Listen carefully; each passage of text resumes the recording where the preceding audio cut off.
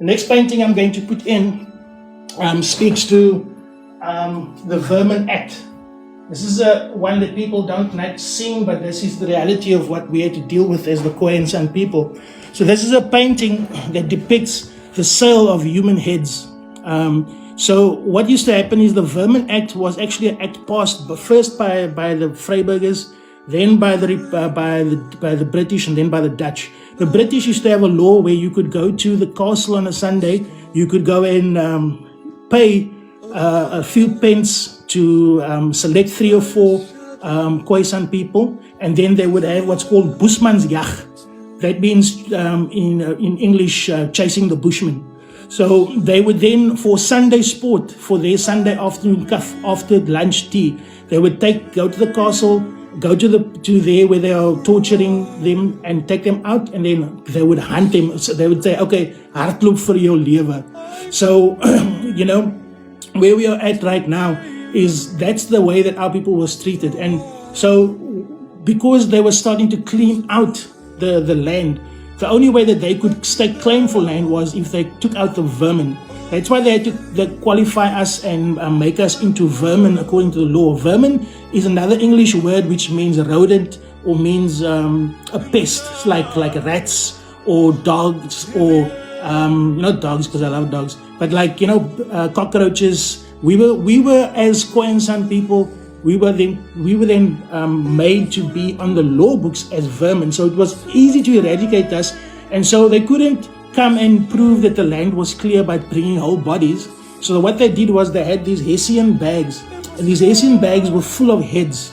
And so they would chop people's heads off, and they'll say, okay, if this is a male, he was a chief, then they would get like 50 hectares for that.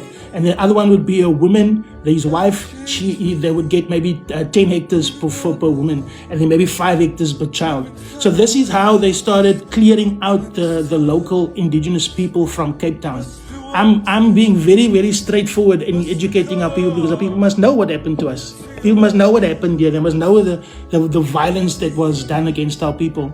For the women, if they didn't take them and sell them, or they were old, they would cut off their breasts and hollow it out and dry it out and use it as tobacco bags. This is all history that is proven. This is all history that they've done. So people were evil and treating us like we were vermin, like we were nothing, and they started using us as commodities. So then they started using us on and keeping us off the land. The next painting that I'm going to do is a painting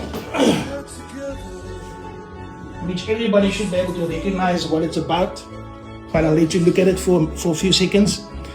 This is a painting that speaks to the DOP system that was put inside. So where we are right now, every single person that they put onto the farms was given wine and alcohol in payment for their services and labor, so they could become addicted to alcohol, work for less, work harder, work longer hours, and that created the world's biggest alcoholic problem amongst the colored and Khoisan people, which still exists today. This was done to us. It wasn't a choice for us. The wine was not just given to the kids and the laborers who were working in the farms and growing the crops. It was also given to the women and the children on the farm that were waiting for them to come from working.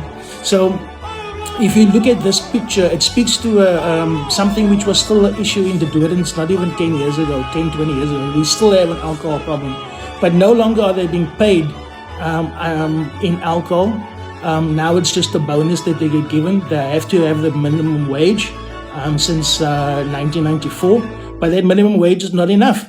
So, we're busy dealing with these, just giving us a little bit of a history background.